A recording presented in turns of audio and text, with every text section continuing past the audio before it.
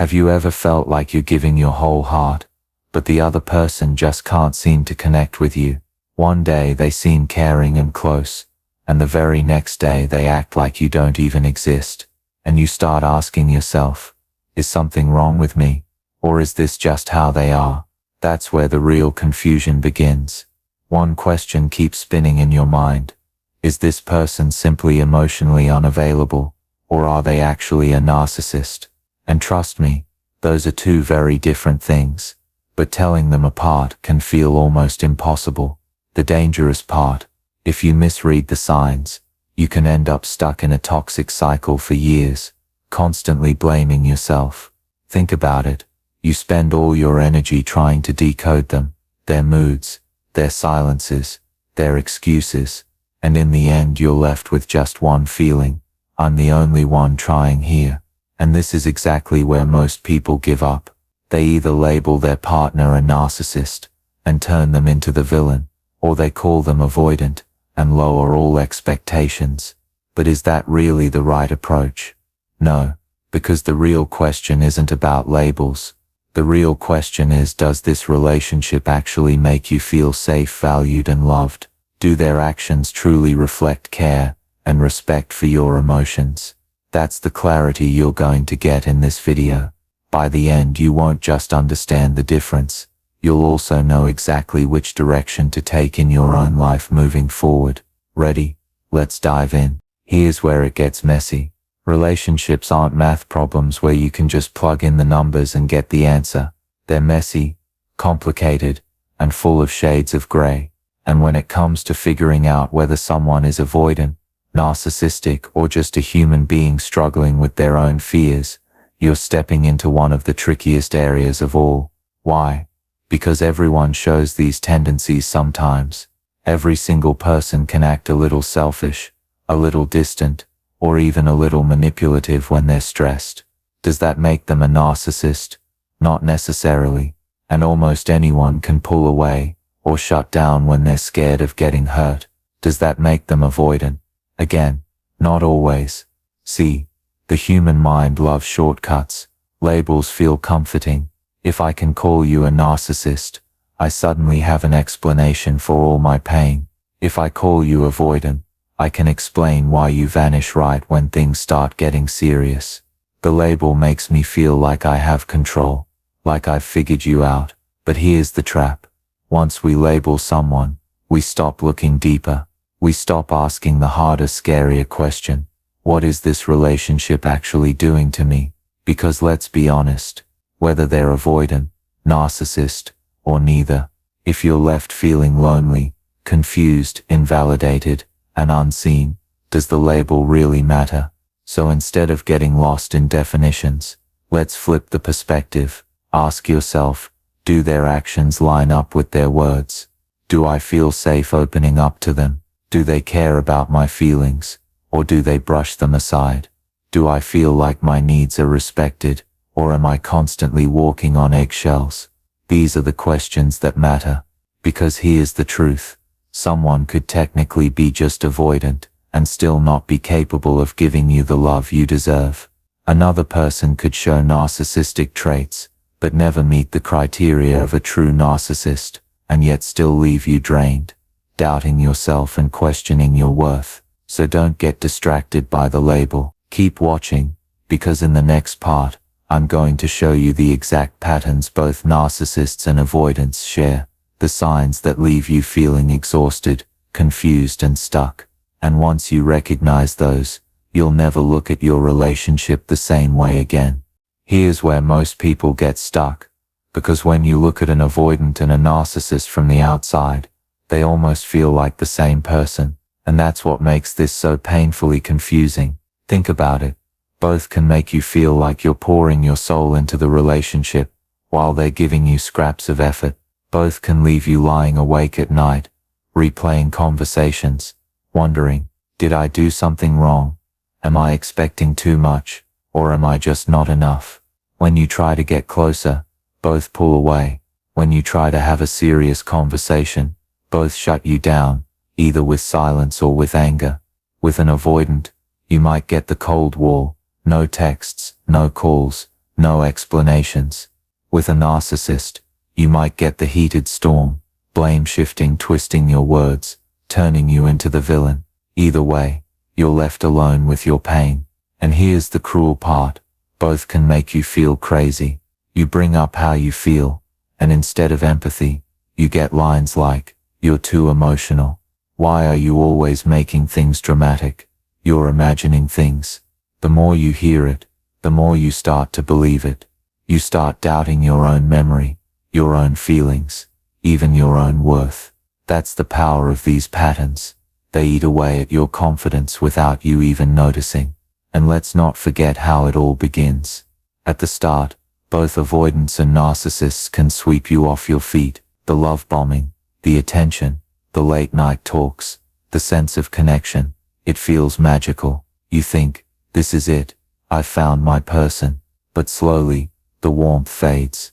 The calls become shorter, the affection cools down, and that person you fell for starts to feel like a stranger. So yes, on the surface they look almost identical. Both leave you chasing crumbs of love. Both make you feel like if you stop trying, the whole thing will collapse. Both exhaust you, until you're running on empty. But here's the thing no one tells you. The behaviors may look the same, but the engine driving them is completely different. And understanding that difference changes everything. Because the way you respond to an avoidant should not be the same way you respond to a narcissist. And if you get this wrong, you'll either keep tolerating the intolerable, or walk away from someone who might actually be capable of change. That's exactly what we're about to uncover next. Up until now, it all feels the same, right?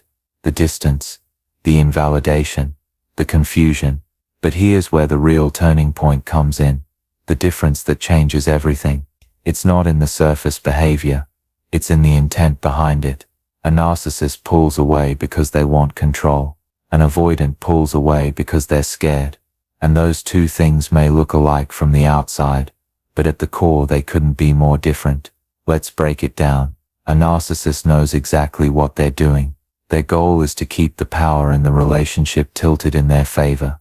So when they ignore you, gaslight you, or twist the blame, it's not an accident, it's a strategy.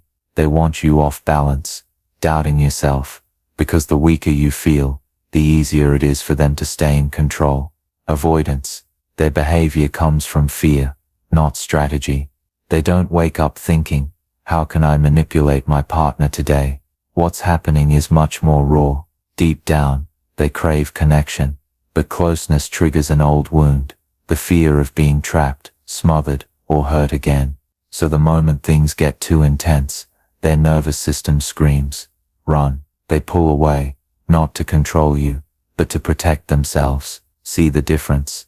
With a narcissist, the harm is intentional. With an avoidant, the harm is collateral. Both hurt, but one is driven by manipulation, the other by self-protection. Now here's where it gets tricky from your perspective. Pain is pain. Whether someone is deliberately twisting you around, or just scared of intimacy, the result is the same. You end up feeling lonely, unseen and unloved. That's why it's so hard to tell them apart. But knowing this difference is critical, because if you treat a narcissist like an avoidant, giving them endless patience and empathy, you'll just sink deeper into their trap. And if you treat an avoidant like a narcissist, assuming every withdrawal is abuse, you might walk away from someone who could heal and grow with the right support. So here's the pivot. Don't just look at what they're doing, look at why. Is their distance a weapon, or is it a shield? Are they trying to break you down, or are they just terrified of letting you in? That's the lens that changes the entire story. Let's peel back the layers and look at what's really going on beneath the surface, because on the outside avoidants and narcissists look the same, but inside, their stories couldn't be more different. Start with the avoidant. Most avoidants didn't wake up one day and decide, I'm going to run from love. This wiring often comes from childhood. Maybe they grew up in a home where emotions weren't safe, where expressing needs led to rejection, or where vulnerability was met with silence. So as kids they learned the safest way to survive was to shut down, to need less, to feel less. Fast forward to adulthood. When you get close, It triggers that old wiring. Love feels dangerous. Intimacy feels like a trap. So instead of leaning in, they retreat. They ghost for a few days.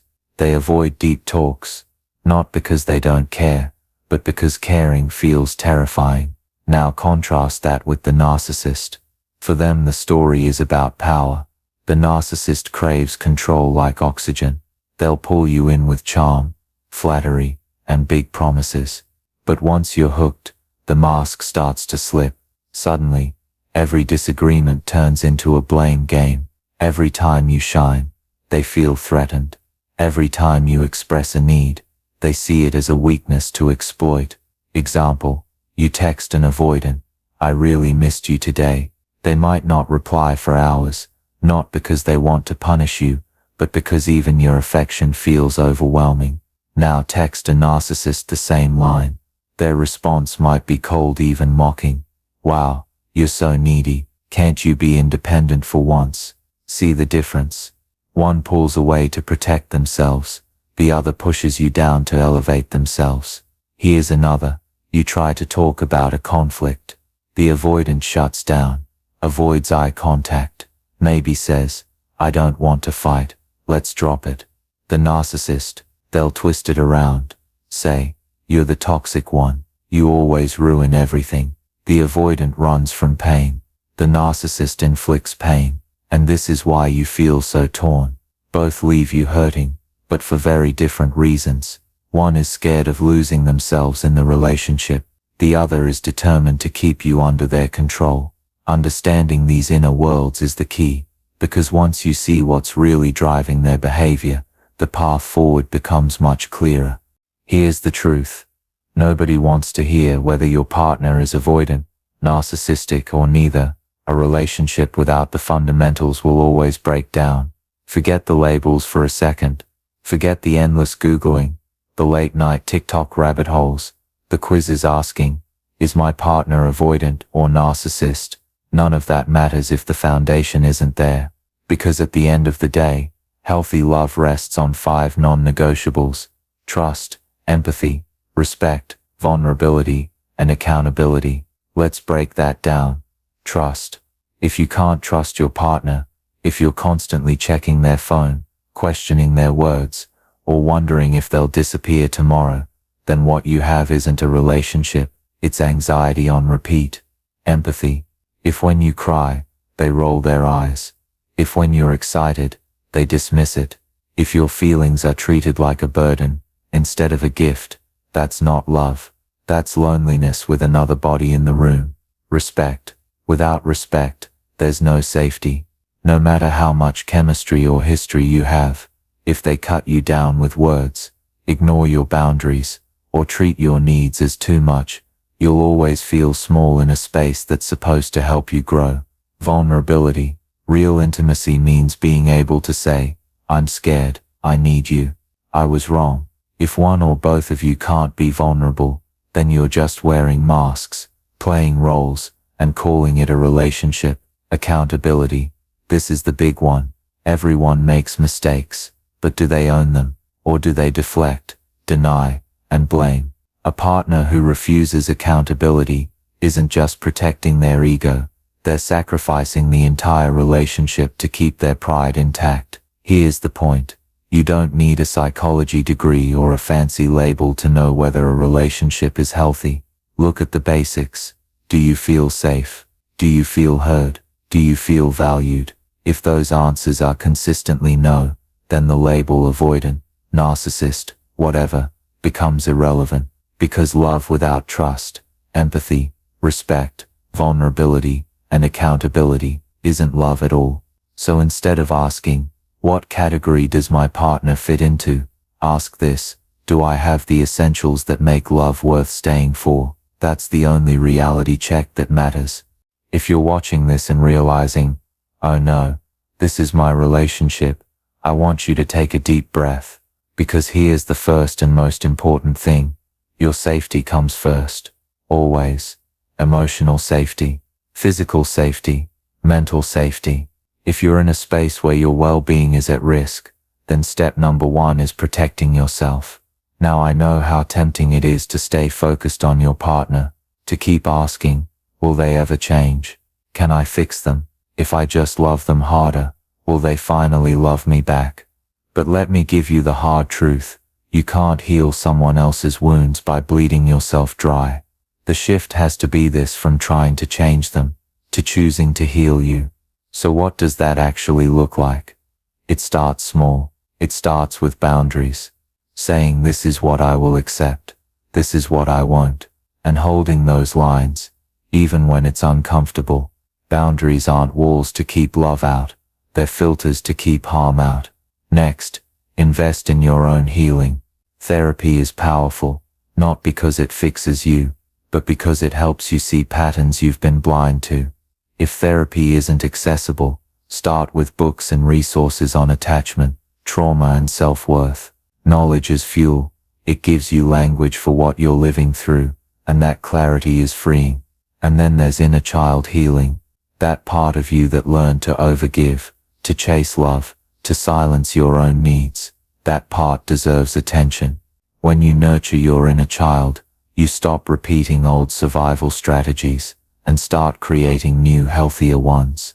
Remember this: your value isn't measured by how much pain you can tolerate for the sake of love. You are not here to endlessly patch up someone else's wounds while ignoring your own. You're here to grow, to heal, to experience a love that feels safe, nourishing, and real. So if you're in this situation right now, stop asking, how do I fix them? Start asking, how do I protect and heal myself? That's where your power lives, and that's where your freedom begins. So how do you know you're actually healing? It's not just about cutting people off or building walls. Healing shows up in quiet but powerful ways. You stop chasing people who only give you crumbs. You stop begging for clarity from those who thrive on keeping you confused. You start trusting yourself again, your instincts, your boundaries, your worth. And here's something I need you to hold on to. Some behaviors are never acceptable. It doesn't matter if they're avoidant, narcissist, or anything in between. Disrespect, manipulation, abuse, and cruelty have no excuse, no justification, and no place in your life. Love that hurts more than it heals is not love at all. As you move forward, remind yourself daily, you deserve a connection where safety isn't a question, where kindness is consistent, where respect is the bare minimum, not a rare gift. You deserve to be chosen, fully and freely, without games, without power struggles, without fear. So let me leave you with this line to carry in your heart. You deserve consistent, respectful, real love, not tomorrow, not someday, right now. And if this video opened something inside you, thank you for trusting me with that space. Healing is not a straight line, but every step you take is proof of your strength. I want you to know, there is hope, there are healthier relationships, and there's a version of you waiting on the other side of this chapter who is stronger, softer, and freer than ever before. Stay patient with yourself, stay gentle with your journey, and never forget, you are worthy of the kind of love that feels like home.